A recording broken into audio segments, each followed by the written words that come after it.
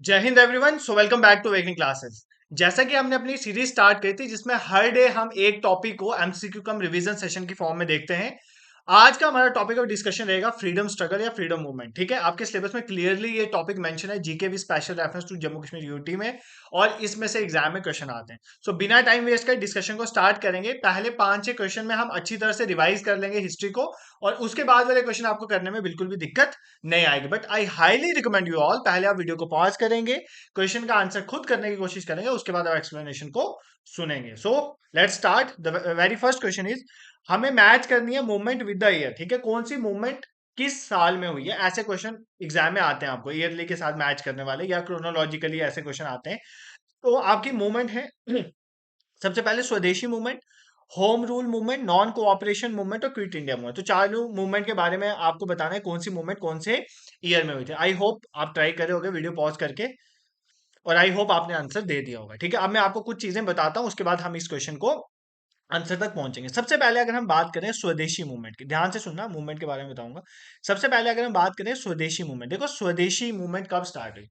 1905 की बात है। 1905 4 में ही बेसिकली ये अनाउंस कर दिया जाता है कि बेसिकली जो बंगाल वाला एरिया वो पार्टीशन कर दिया जाएगा। ब्रिटिशर अनाउंस कर देता है, लॉर्ड कर्जन जो है वो बोल देता है कि हम क्या करेंगे, बंगाल को पार्टीशन कर देंगे, बंगाल के 2 टुकड़े कर देंगे। ठीक है, ये बोलता है कौन, लॉर्ड कर्जन। अब उसकी इस पार्टीशन ऑफ बंगाल की अनाउंसमेंट जब होती है, उसके बाद अगस्त के महीने में, अगस्त 1905 में, कब, अगस्त 1905 में कलकत्ता में, कहां पर, कलकत्ता का जो टाउन हॉल था। यार कहानी की तरह सुनोगे ना तो कोई दिक्कत नहीं होगी, आपको चीजें याद रहेंगी, एग्जाम में आएंगे, आई एम श्योरिंग यू। तो कलकत्ता के टाउन हॉल में बेसिकली एक मीटिंग होती है जहां पर स्वदेशी मूवमेंट के बारे में बोला जाता है कि हम अब अपने स्वदेशी चीजें यूज करेंगे, हम फॉरेनर गुड्स को यूज नहीं करेंगे। दैट इज स्वदेशी मूवमेंट। ठीक है, या इसको, इस मूवमेंट को बेसिकली बाइकआउट मूवमेंट भी बोलते हैं, क्योंकि ब्रिटिशर्स की चीजों को बाइकआउट करा, स्वदेशी एंड बाइकआउट मूवमेंट इसका पूरा नाम था। ठीक है, अब जब ये मूवमेंट चलती है, आपको पता, इस मूवमेंट में वंदे मातरम बहुत जोरों शोरों से गाया जाता है। उसके बाद अमार सुनार बंगला ये गाया जाता है, जो बाद में जाके बांग्लादेश का जो है वो नेशनल एंथम भी उनका बनता है। ठीक है, अब इसमें ये सब चीजें चलती हैं, बट इनका कोई इतना फर्क नहीं पड़ता। बंगाल की पार्टीशन कर दी जाती है। तो बंगाल की पार्टीशन कब हुई थी, ये एग्जैक्ट डेट एग्जाम में पूछी जाती है। तो बंगाल की पार्टीशन हुई थी 16 अक्टूबर 1905 में, ये आपने याद रखना है। कब हुई थी, 16 अक्टूबर 1905 में, ये आपने याद रखना है। उसके बाद 1906 में, 1906 के रिलेटेड में एग्जाम में क्वेश्चन पूछता है। 1906 में एक कांग्रेस का सेशन होता है, कहां पर, कलकत्ता में। देखो कांग्रेस का हर साल सेशन होता है। 1906 का कांग्रेस सेशन कहां पर होता है, कलकत्ता में होता है। इसके प्रेसिडेंट कौन होते हैं, हर कांग्रेस सेशन का कोई ना कोई प्रेसिडेंट चुना जाता है। तो इसके प्रेसिडेंट थे दादा भाई नौरोजी। ठीक है, ये मैं आपको एडिशनली बता रहा हूँ क्योंकि यहाँ से एग्जाम में क्वेश्चन पूछा जाता है। और इसी में सेल्फ गवर्नमेंट या स्वराज जो है वो गोल है इंडियन नेशनल कांग्रेस का, ये बात बोली गई थी। सेल्फ गवर्नमेंट या स्वराज जो है वो गोल था। ठीक है, तो सबसे पहला हमारा क्वेश्चन यहाँ पर ये था कि 1905 में कौन सी मूवमेंट स्टार्ट हुई थी। 1905 में स्वदेशी मूवमेंट स्टार्ट हुई थी, ये आपको मैंने बता दिया। ठीक है, पूरी इसकी हिस्ट्री बता दी, किसके रिलेटेड थी। बेसिकली पार्टीशन हो गया था, बंगाल का पार्टीशन करने के चक्कर में थे ब्रिटिशर्स, उसके रिलेटेड ये मूवमेंट स्टार्ट हुई थी, उसके अगेंस्ट शुरू हुई थी। इसमें वंदे मातरम, अमर सुनार बंगला बहुत जोरों शोर से गाया गया। और बट इसके बावजूद भी बंगाल का पार्टीशन हो जाता है। कब हुआ था, 16 अक्टूबर 1905 में। और 1906 का कलकत्ता सेशन के बारे में एग्जाम में पूछता है, इसलिए मैंने आपको बता दिया। ठीक है, सेकंड मूवमेंट के बारे में चलते हैं। जैसे एक आपके मैच द फॉलोइंग में एक मूवमेंट मेंशन है, होम रूल मूवमेंट। क्या, होम रूल मूवमेंट, ये क्या थी, किस बारे में थी, इसके बारे में देखते हैं। देखो होम रूल मूवमेंट सबसे पहली बात कब शुरू हुई, 1916 में। कब शुरू हुई, 1916 में। कहने में तो ये 2 मिनट का आंसर था, बट अब सुनो होम रूल मूवमेंट के क्या पार्ट थे, एग्जाम में क्या पूछता है। होम रूल मूवमेंट, दो बंदे थे जिन्होंने शुरू करने में इंपॉर्टेंट रोल प्ले किया। एक बाल गंगाधर तिलक, एक कौन है, हमारे बाल गंगाधर तिलक, लोकमान्य बाल गंगाधर तिलक। और दूसरे पर्सन थी हमारी एनी बेसेंट, एनी बेसेंट। इन दोनों का इंपॉर्टेंट रोल है होम रूल मूवमेंट को स्टार्ट करने में। ठीक है, अब ये दो टुकड़ों में स्टार्ट हुई। जो बाल गंगाधर तिलक की होम रूल मूवमेंट थी, उसकी शुरुआत हुई अप्रैल 1916 में। कब हुई, अप्रैल 1916 में। और जो ये वाली थी, ये शुरू हुई सितंबर 1916 में। तो पूछता है कि पहले किसकी स्टार्ट हुई, तो बाल गंगाधर तिलक की। इनका हेडक्वार्टर कहां पर था, पुणे में था। कहां पर था हेडक्वार्टर, पुणे में। और इसका ये जो फाउंडेड हुई थी कहाँ पर स्टार्ट हुई थी, मद्रास में स्टार्ट हुई थी। अब एक एग्जाम में पूछता कि जो तिलक वाली होम रूल मूवमेंट थी वो कौन कौन से एरिया में थी, तो ये महाराष्ट्र में थी। ठीक है, महाराष्ट्र, बट महाराष्ट्र में बॉम्बे को छोड़ के, एक्सेप्ट बॉम्बे, ये वर्ड याद रखना, ये एग्जाम में पूछता है, एक्सेप्ट बॉम्बे को छोड़ के, महाराष्ट्र का बाकी सारा एरिया बॉम्बे को छोड़ के यहाँ पर तिलक जी देख रहे थे। उसके बाद कर्नाटका वाला एरिया भी यही देख रहे थे, कर्नाटका वाला एरिया भी यही देख रहे थे, सेंट्रल प्रोविंस भी यही देख रहे थे, और बेरार वाला रीजन भी यही देख रहे थे। बाकी सारा रीजन जो है वो कौन देख रही थी, एनी बसंत। बट एनी बसंत की जो होम रूल मूवमेंट थी वो इतनी मतलब एफिशिएंट नहीं थी जितनी बाल गंगाधर तिलक थी, वो क्योंकि वो बहुत सेंट्रलाइज थी। और यहाँ पर एक और क्वेश्चन पूछता है कि जो एनी बसंत की होम रूल मूवमेंट थी उसके जो ऑर्गेनाइजिंग सेक्रेटरी कौन थे, उनका नाम पूछता है। तो उसके ऑर्गेनाइजिंग सेक्रेटरी जो थे, जॉर्ज अरुंदले, जॉर्ज अरुंदले ये नाम आपने याद रखना है, उसके ऑर्गेनाइजिंग सेक्रेटरी थे। ठीक है, ये आपको होम रूल मूवमेंट के बारे में कुछ चीजें याद रखनी थी। 1916 में शुरू हुई, बाल गंगाधर तिलक का, एनी बसंत का इंपॉर्टेंट रोल है। बाल गंगाधर तिलक ने जो शुरू की अप्रैल 1916 में, हेडक्वार्टर्स एट पुणे। एनी बसंत वाली सितंबर 1916 मद्रास, उसके सेक्रेटरी जॉर्ज अरुंदले। और बाल गंगाधर तिलक की Maharashtra except Bombay, Karnataka, central province और बेरार वाले रीजन में थी। ठीक है, तो सेकंड ऑप्शन भी आपका यहाँ से क्लियर हो गया, होम रूल मूवमेंट 1916 में। ठीक है, क्लियर। नॉन कॉपरेशन मूवमेंट सबको पता है 1920 में स्टार्ट हुई थी। नॉन कॉपरेशन मूवमेंट जो शुरू हुई थी, एक स्पेशल सेशन, ये इंपॉर्टेंट है, एग्जाम में पूछता है।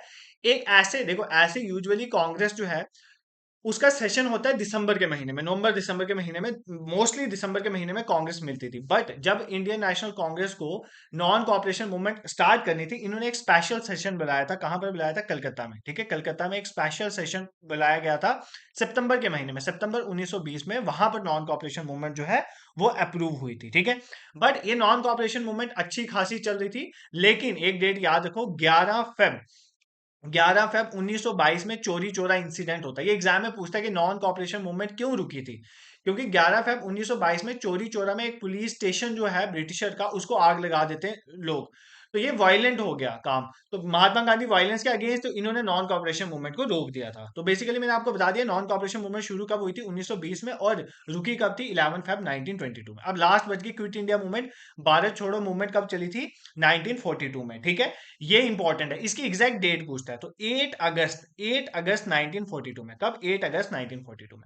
अगर आपको डेट्स में प्रॉब्लम है ना, तो मैं आपको वीडियो के एंड में डिस्क्रिप्शन में या लास्ट ऊपर एक वीडियो शो करवा दूंगा, जहां पे मैंने क्रोनोलॉजिकली सारी डेट्स हिस्ट्री की, मॉडर्न हिस्ट्री की समझाई हुई हैं। वो वीडियो देख लोगे, 1 घंटे की मेरे ख्याल से वीडियो है, उसमें सब कुछ कवर हो जाएगा आपका। बाकी आप टेस्ट वेस्ट देना, क्लियर हो जाएगा। तो 8 अगस्त 1942 में क्विट इंडिया मूवमेंट स्टार्ट हुई। इसी मूवमेंट में गांधी जी ने एक स्लोगन दिया था, डू और डाई। तो गांधी जी का डू और डाई स्लोगन किस में दिया था, क्विट इंडिया मूवमेंट में, ये आपने याद रखना है। ठीक है, इसी मूवमेंट में एक एग्जाम में क्वेश्चन आता है, अरुणा आसफ अली। देखो, जब ये मूवमेंट स्टार्ट हुई ना, तो ब्रिटिशर ने सबको अरेस्ट करना शुरू कर दिया। गांधी जी भी अरेस्ट हो गए, जवाहरलाल नेहरू और भी जो लीडर्स है, सब ऑलमोस्ट सभी अरेस्ट कर लिए।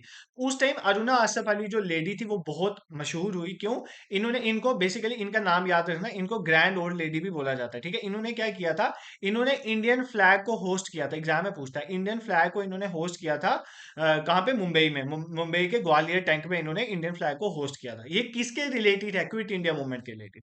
और एग्जाम में क्वेश्चन पूछता है, ये जो क्विट इंडिया है ना, क्विट इंडिया मूवमेंट में क्विट इंडिया नाम जो स्लोगन है, ये किसने दिया था। ये इसको क्वाइन किया था, बेसिकली इसको क्वाइन किया था यूसुफ मेहरोली ने। ये नाम याद करना, किसने, यूसुफ मेहरोली ने। ठीक है, देखो भाई, कहने को तो चार मूवमेंट थी, चार डेट्स थी, बट बहुत चीजें आपको एग्जाम में बता दी। क्विट इंडिया मूवमेंट 8 अगस्त 1942, डेट एग्जैक्टली याद कर लो। डू और डाई का नारा गांधी जी ने इसी मूवमेंट में दिया था। ऐसे पूछते हैं ना यार, गांधी जी ने स्लोगन दिया था डू और डाई, किस मूवमेंट के साथ। भाई आपको पता ही नहीं है, आप वहां पे लगा रहे हो नॉन कॉपरेशन मूवमेंट, तो गलत हो जाएगा ना। तो यही चीजें मैं आपको सिखाना चाहता हूँ, ऐसे क्वेश्चन एग्जाम में आते हैं। ठीक है, दिस इज क्लियर, कोई दिक्कत नहीं है यार, आपको कोई दिक्कत नहीं है, आप बहुत अच्छे बच्चे पढ़ने वाले हो। और मैं देख रहा था जो फिजियोग्राफी डिवीजन वाली, मैंने physical and political division of India का कल एमसीक्यू रिवीजन सेशन है, तो बच्चे काफी देख रहे हैं। कंसिस्टेंसी देखो, बाकी आपकी मॉक टेस्ट शेड्यूल भी मैंने बना दिया पूरा। ठीक है, मोस्ट प्रोबेबली कल परसों तक मैं आपके साथ शेयर कर दूंगा। मैंने आपके सेक्शनल टेस्ट भी अच्छे खासे रखे हैं, और फुल लेंथ टेस्ट जो है वो मैंने 3 तो बना दिए हैं। कब है डेट, उसके बाद टाइम, अगर हमारा फेब में लेट एग्जाम होता है तो मैं और भी आपके टेस्ट इंक्लूड कर दूंगा। वो कल मैं आपको पोस्टर या वो शेयर कर दूंगा आपको, कल या परसों तक। ठीक है, नेक्स्ट देखो, कांग्रेस सेशन को उनके प्रेसिडेंट के साथ मिलाना है, ठीक है। कौन सा, मैंने कहा ना कांग्रेस का हर साल सेशन होता है, उसको कोई ना कोई प्रिसाइड करता है।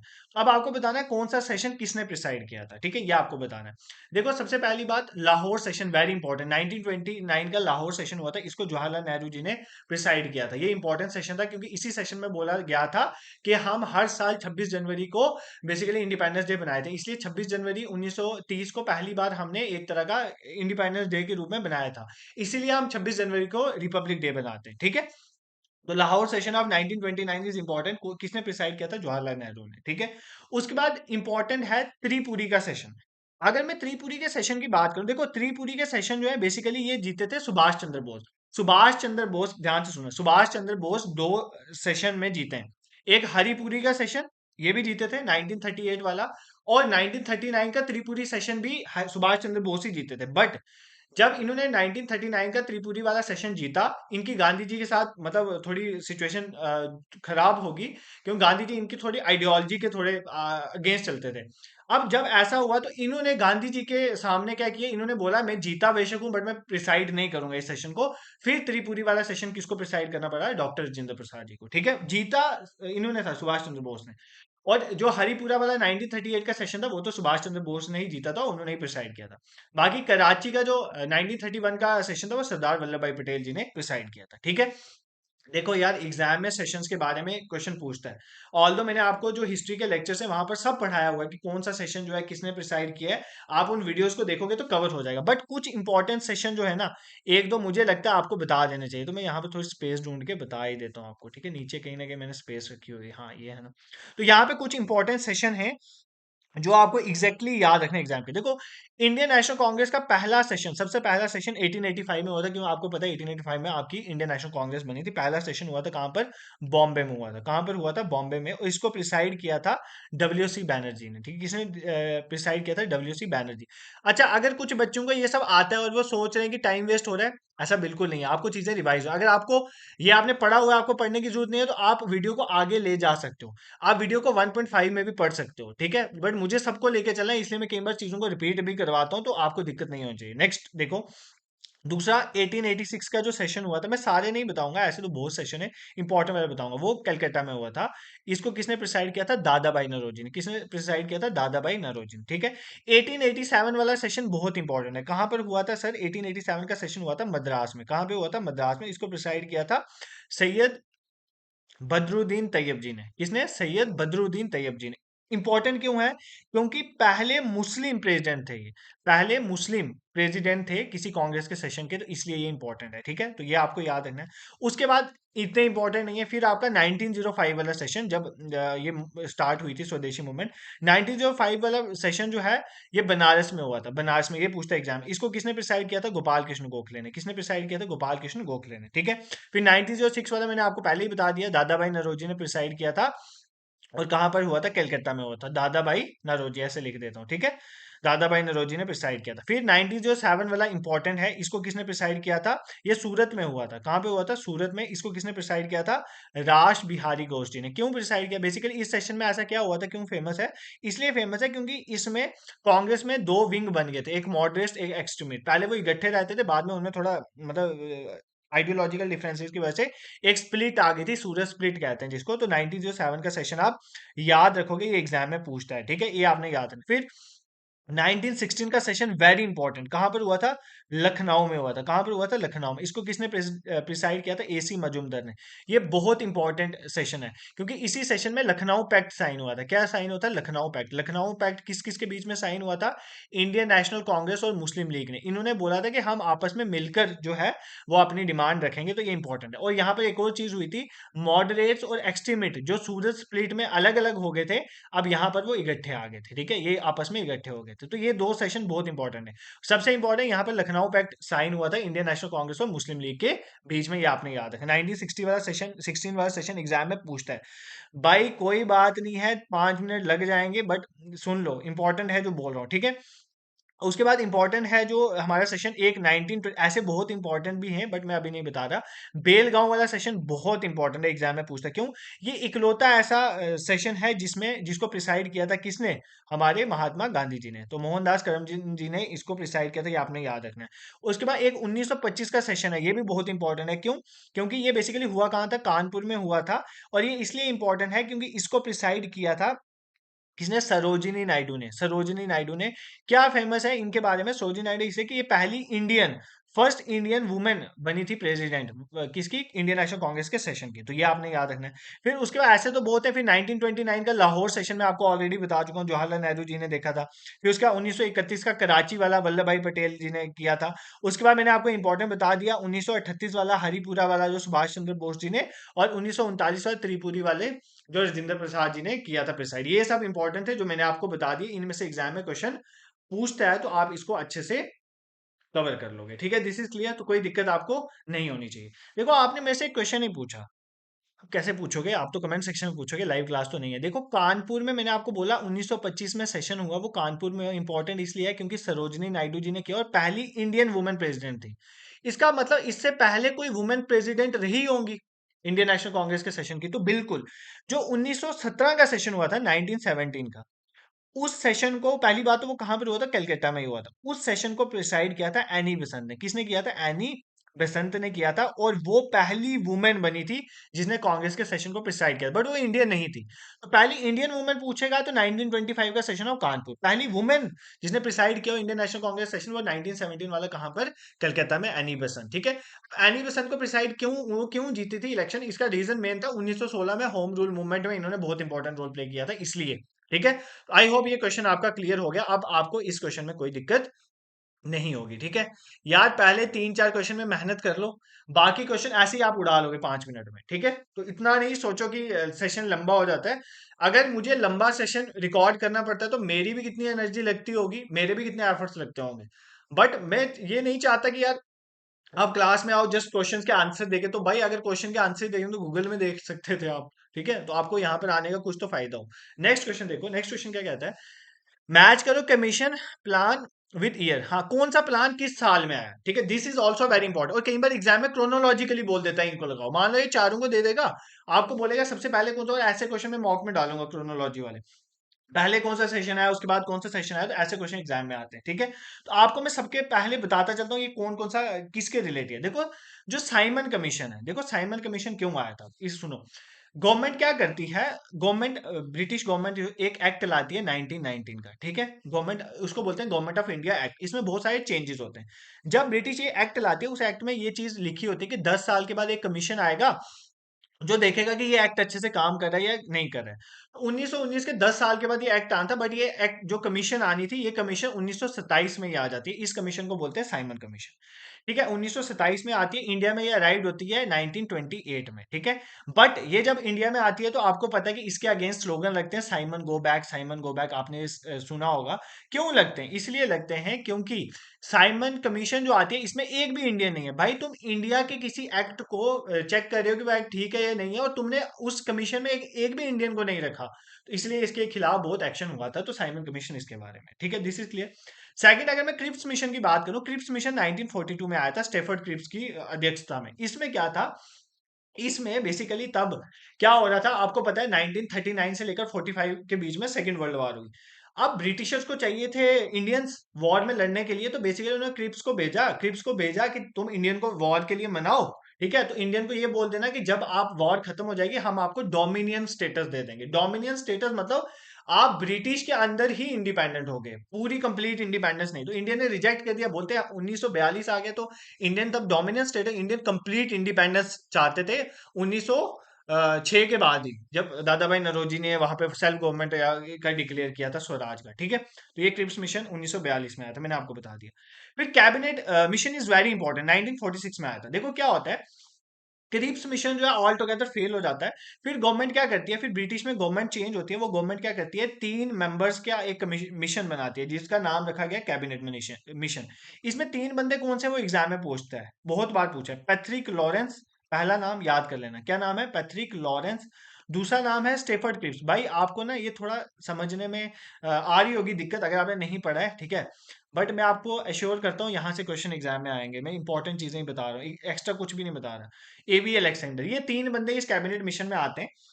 ये मिशन इसलिए बनाया गया है, इसको इंडिया में भेजा जाता है कि इंडिया एक कैसे इंडियंस को ट्रांसफर होगी पावर वो देखा जाए, कैसे इंडियन नेशनल कांग्रेस और मुस्लिम लीग की डिमांड को एड्रेस किया जाए, और इसने ही बोला था कि एक कॉन्स्टिट्यूएंट असेंबली बनेगी जो इंडिया का कॉन्स्टिट्यूशन बनाएगी। तो कैबिनेट मिशन आपको पता होना चाहिए 1946 में आया था, ठीक है। उसके बाद अगस्त ऑफर 1940 का ये किसने दिया था, जो उस टाइम वाइस रॉय था इंडिया का, उसने अगस्त ऑफर दिया था, उसका नाम था लॉर्ड लिन लिथगो, ठीक है। इनका लॉर्ड लगता है इनके नाम के पीछे, पर मुझे बिल्कुल पसंद नहीं है, ठीक है। तो इसने बेसिकली ये भी इसने ऑफर दिया था कि इंडियंस को कि ये जो भी काम हुआ है ना 1940 45 39 के टाइम पे, ये सारा है कि इंडियंस को टरका रहे थे कि तुम वॉर में पार्टिसिपेट करो। तो ये लिलित वो बोलता है कि बेसिकली तुम हमें वर्ल्ड वॉर सेकंड में सपोर्ट करो, तो मैं आपको प्रॉमिस करता हूँ कि जब वॉर खत्म हो जाएगी मैं आपको डोमिनेंस स्टेटस दूंगा। तो इंडियंस बोलते हैं चल हट, क्यों? क्योंकि अब हमें डोमिनेंट स्टेटस नहीं चाहिए, अब हमें कंप्लीट इंडिपेंडेंस चाहिए। तो ये भी अगस्त ऑफर भी फेल था, ठीक है। आई होप आपको चीजें समझ आई होंगी जो मैं आपको बता रहा हूँ, ठीक है, दिस इज क्लियर। तो नेक्स्ट क्वेश्चन में मूव करते हैं। Match newspaper with founder editor. भाई ये क्वेश्चन एग्जाम में आता है, कौन सा न्यूज़पेपर किसने दिया। अब मैं ये तो अभी मैं बता दूंगा, बट आपने जो हिस्ट्री वाली वीडियो वो देखनी है, मैंने वहां पे सारे पढ़ा हुआ है, कौन सा न्यूज़पेपर किसने दिया इंपॉर्टेंट न्यूज़पेपर। भाई एक फ्रीडम स्ट्रगल की प्लेलिस्ट है, वो लगाओ, उधर से पढ़ो तो चीजें कवर हो जाएंगी, ठीक है। अब मैं अभी आपको बस बता देता हूँ कौन सा किसका न्यूज़पेपर है, क्योंकि आपको पता होना चाहिए, ठीक है। देखो यंग इंडिया तो सबको पता है, यंग इंडिया जो है वो न्यूज़पेपर किसका है, महात्मा गांधी जी का, ठीक है। ये फाउंडर एज वेल एडिटर थे इसके, ठीक है। देखो केसरी जो है ना, बाल गंगाधर तिलक के दो न्यूज़पेपर फेमस, एक केसरी और एक मराठा या मराठा जिसे कहते हैं, ठीक है, दो। बट एग्जाम में कई बार पूछता है कि कौन सा किस लैंग्वेज में है। जो केसरी इनका न्यूज़पेपर था ना, केसरी वाला न्यूज़पेपर मराठी लैंग्वेज में था, और मराठा वाला जो था वो इंग्लिश लैंग्वेज में। ये दोनों न्यूज़पेपर बाल गंगाधर तिलक के साथ एसोसिएटेड है, ये याद कर लेना, ठीक है।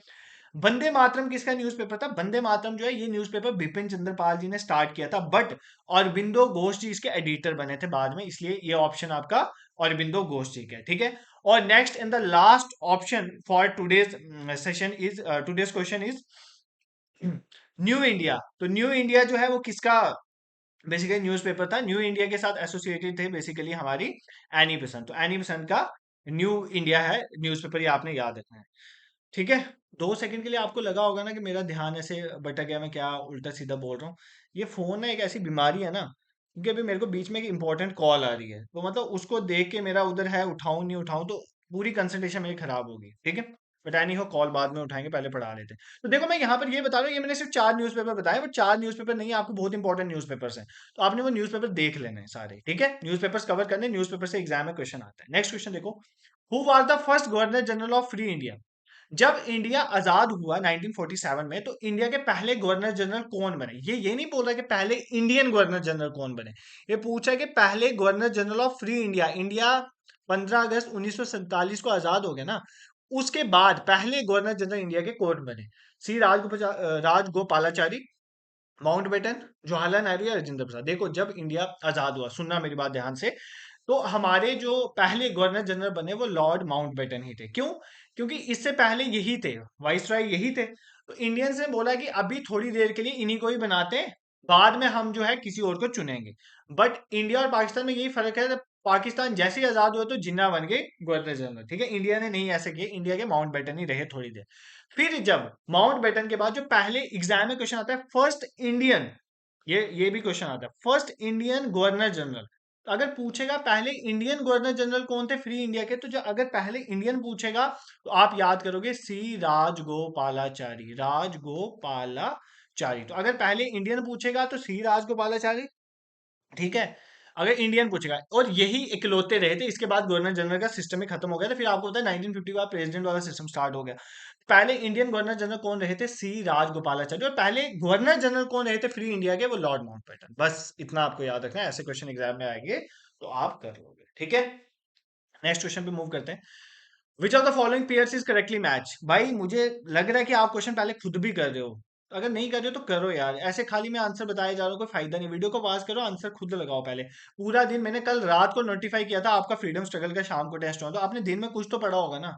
इसी तरह कल का भी टॉपिक एंड में बता दूंगा। कल मैं rivers and lakes of India का लेक्चर लाऊंगा, एमसीक्यू कम रिवीजन सेशन शाम को। तो आप दिन को पढ़ना rivers and lakes of India. तो आप मेरी प्लेलिस्ट में, ज्योग्राफी वाली प्लेलिस्ट में जाना, वहां पे rivers and lakes of India की आपको वीडियोस मिल जाएंगी 3-4। वो वीडियोस लगा लो, उसमें बहुत कुछ आपको हेल्प मिलेगी, ठीक है। अब ये है, विच of the following pairs is incorrectly match, कौन सा गलत मैच है। चंपारण सत्याग्रह हुआ इंडिगो कल्टीवेशन के रिलेटेड। अहमदाबाद मिल स्ट्राइक हुई, अहमदाबाद में ठीक ही बोल दिया, अहमदाबाद मिल वर्कर्स की स्ट्राइक थी। खेड़ा में पीजेंट का टैक्स को माफ करना था, ये इशू था। और बरदोली में इंडिगो कल्टीवेशन का सीन था। तो आपको ये थोड़ा बहुत ना, ये थोड़ा डीप क्वेश्चन है। देखो इस क्वेश्चन में जो हमें बताना था इनकरेक्ट कौन सा है, तो बेसिकली ऑप्शन डी इनकरेक्ट है। क्यों? क्योंकि जो बरदोली सत्याग्रह हुआ था ना, बरदोली सत्याग्रह पहली बात कब हुआ था? 1928 में, ठीक है। Bardoli is a place in Gujarat में हुआ था। इसका कोई इंडिगो कल्टीवेशन से लेना देना नहीं था। इसमें क्या हुआ था कि गवर्नमेंट ने, ब्रिटिश गवर्नमेंट ने क्या करा, एक 28% का टैक्स बढ़ा दिया, टैक्स हाइक कर दिया। कितना? 28 में, सॉरी 22% का, मैं भूल गया था। 22% का टैक्स हाइक कर दिया बॉम्बे प्रेसिडेंसी में। इतना ज्यादा ब्रिटिशर्स टैक्स लगाए थे उस टाइम पे। और बट उस टाइम में फेमाइन आया हुआ था और फ्लड वाली कंडीशन भी थी, ठीक है, भूखमरी मची हुई थी। तो एक तो भूखमरी मची हुई, तो ऊपर से तुम 22% टैक्स लगाए, इसलिए वहां पर बरदौली में सत्याग्रह। और इस सत्याग्रह में एग्जाम में क्वेश्चन आता है, किसने इंपॉर्टेंट रोल प्ले किया था? वल्लभ भाई पटेल जी ने। और इसी सत्याग्रह में वल्लभ भाई पटेल जी को सरदार का टाइटल मिला था। आप मुझे कमेंट सेक्शन में बताना इनको सरदार का टाइटल किसने दिया था, ठीक है। ये आपको समझ आ गया। बाकी ये तीनों चंपारण, देखो सबसे पहली बात, गांधी जी इंडिया में कब आए थे? साउथ अफ्रीका से पढ़ाई करके, ठीक है, वो सब करके गांधी जी इंडिया में आए थे 9 जनवरी 1915 में। कब आए थे? 9 जनवरी 1915, इसलिए इसको प्रवासी भारतीय दिवस में आते हैं। गांधी जी ने इंडिया में आने के बाद सबसे पहली जो बेसिकली मूवमेंट एक शुरू की थी, जिसमें गए थे वो, दैट इज चंपारण सत्याग्रह। उसके बाद अहमदाबाद मिल स्ट्राइक और तीसरा खेड़ा सत्याग्रह। ये तीनों गांधी जी के साथ रिलेटेड है, तो एग्जाम में केक से याद कर सकते हो, आता है, ठीक है। तो सबसे पहले चंपारण सत्याग्रह, फिर अहमदाबाद मिल स्ट्राइक और खेड़ा सत्याग्रह। चंपारण में क्या हुआ था? इंडिगो को, मतलब लोगों को जबरदस्ती इंडिगो उगाने के लिए बोला जा रहा था, ठीक है। तो चंपारण में गांधी जी ने इंपॉर्टेंट रोल प्ले किया था, राजकुमार शुक्ला जी ने इनको वहां बुलाया। फिर अहमदाबाद में मिल ऑनर्स और बेसिकली जो वर्कर्स हैं उनके आपस में स्ट्राइक चल रही थी। एक बोल रहा था पता नहीं 50% करना है, बढ़ाओ इनकम। एक बोल था इतनी कम करो, तो गांधी जी ने 35% पे फिक्स किया था। तो खेड़ा सत्याग्रह भी पीजेंट की टैक्स रिमिशन के लिए। तो तीनों गांधी जी के साथ रिलेटेड है और इनकी सीक्वेंस पूछ रहे थे। पहले चंपारण सत्याग्रह हुआ था, फिर अहमदाबाद मिल स्ट्राइक और तीसरा खेड़ा सत्याग्रह, ठीक है। क्लियर? इस क्वेश्चन में भी आपको कोई दिक्कत नहीं होनी चाहिए, ठीक है। एक और क्वेश्चन है ये वाला, जिसमें थोड़ा टाइम लगेगा, मुझे कुछ सिखाना है। उसके बाद वाले क्वेश्चन आपके फिर भागते हुए जाएंगे, क्योंकि फिर इंपॉर्टेंट चीजें हम हिस्ट्री की पढ़ चुके होंगे, तो आपको दिक्कत नहीं आएगी। और ना एक चीज और मैं आपको बताऊंगा, देखो, you are, I am always open to criticism, constructive criticism as well as compliment, ठीक है। तो आपको कमेंट सेक्शन मिला हुआ है, तो आप कमेंट सेक्शन में मुझे बता सकते हो, सर यहाँ से समझ नहीं, आप इसको ऐसे करो, आप वैसे करो। तो आपके व्यूज में चेक करता हूँ, मैं रिप्लाई नहीं कर पाता, क्योंकि अगर मैं रिप्लाई में लग जाऊंगा तो फिर लेक्चर्स कैसे आएंगे? साथ में मॉक टेस्ट भी आपका सब कुछ देखना है, तो ऐसा नहीं होता। तो मैं वो रिप्लाई नहीं करता, बट आपके कमेंट्स में देख लेता हूँ इवनिंग में सोते समय, तो उससे पहले तो, बट आप वहां पे किया करो, तो ऐसे थोड़ी एंगेजमेंट दिखती है, मुझे भी पता चलता है कैसे पढ़ा रहा हूँ, क्या लग रहा है बच्चों को। नेक्स्ट क्वेश्चन देखो, who among the following introduce the servants of Indian society. अब ना ऐसे ही क्वेश्चन एग्जाम में पूछता है, जैसे मान लो ब्रह्मो समाज किसने स्टार्ट किया? राजा राम मोहन राय, ठीक है। ऐसे ही क्वेश्चन एग्जाम में पूछता है, कौन सा समाज जो है किसके साथ, आर्य समाज किसने स्टार्ट किया? स्वामी दयानंद सरस्वती। प्रार्थना समाज किसने स्टार्ट किया? आत्माराम पंडोरंग जी ने, ठीक है। ये मैंने आपको पढ़ाया हुआ है सोशल रिलीजियस मूवमेंट में, तो वहां पे देख लेना। तो सर्वेंट ऑफ इंडियन सोसाइटी जो है वो किसने स्टार्ट करी थी, ठीक है। सर्वेंट ऑफ इंडियन सोसाइटी, ये बाल गंगाधर तिलक जी ने, गोपाल कृष्ण गोखले, लाला लाजपत राय, दादा भाई, तो किसने स्टार्ट की थी? गोपाल कृष्ण गोखले जी ने, ठीक है। तो ये आप एग्जाम में देख के जाओगे। जैसे ब्रह्मो समाज बता देता हूँ, राजा राम मोहन राय जी ने शुरू किया, ठीक है, राजा राम मोहन राय जी ने स्टार्ट किया।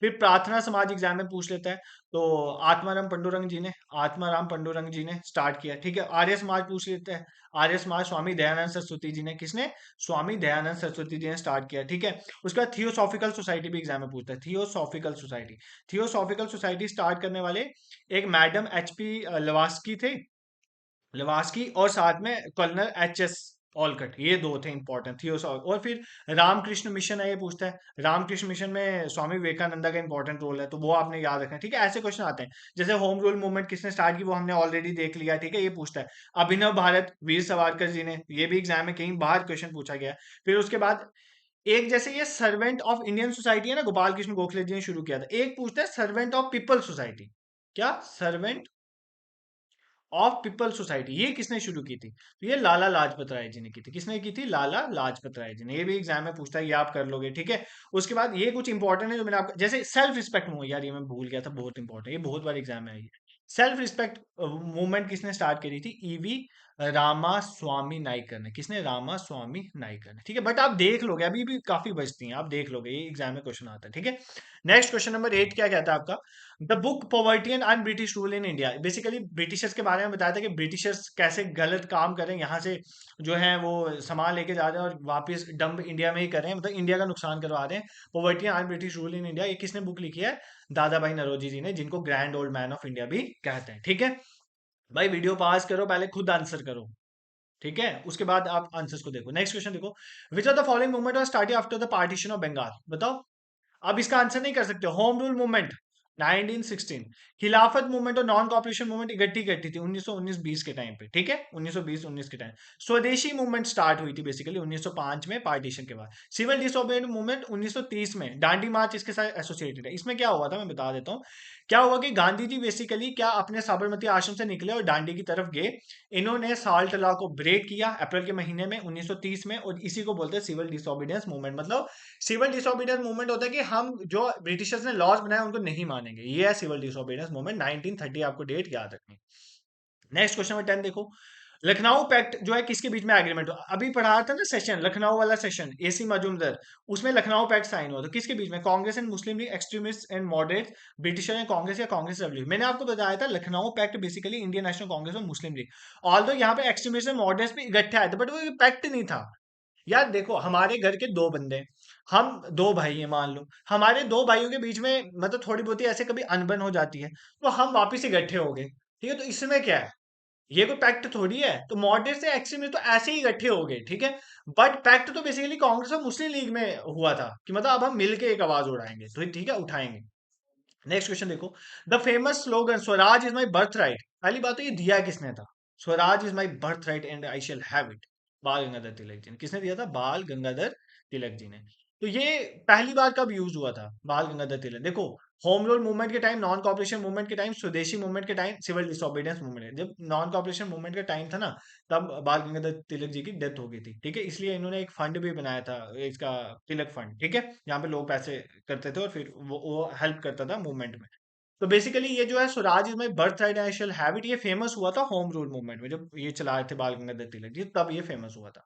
Next, who presided over the first session of Indian National Congress? भाई बताने की जरूरत है। पहला इंडियन नेशनल कांग्रेस का सेशन 1885 वाला बॉम्बे में, ग्वालियर टैंक में, किसने प्रिसाइड किया था? Option b, W C Banerjee, Womesh Chandra Banerjee इनका पूरा नाम था। Next question number 13, the non cooperation movement was withdrawn because of, देखो आप बताने की जरूरत है। नॉन कॉपरेशन मूवमेंट 1922, 11 फेब का महीना था, एग्जैक्ट डेट 11 ही थी शायद।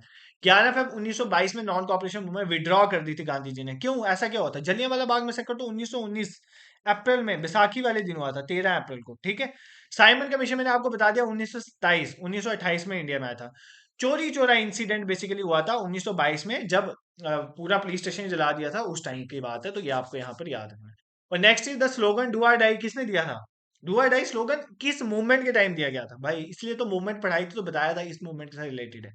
नॉन कॉपरेशन मूवमेंट नहीं, सिविल डिसोबीडियंस नहीं, क्विट इंडिया मूवमेंट 1942 में, 1942 में गांधी जी ने दिया था do or die. Gandhi ji ऐसे खुद को बोलते थे मैं बहुत नॉन वायलेंट हूँ, बट नारा देखो, स्लोगन देखो, डू आर डाई, ठीक है। मतलब देखो गांधी जी वाज लाइक ना, उस टाइम इंडिया में गांधी जी कुछ बोल देते तो मतलब समझे सारे इकट्ठे। देखो, यहां से आपको एक चीज सीखने को मिलती है, एक वायलेंट बंदा, ठीक है, मीन्स के साथ पूरे देश को नहीं जोड़ सकता।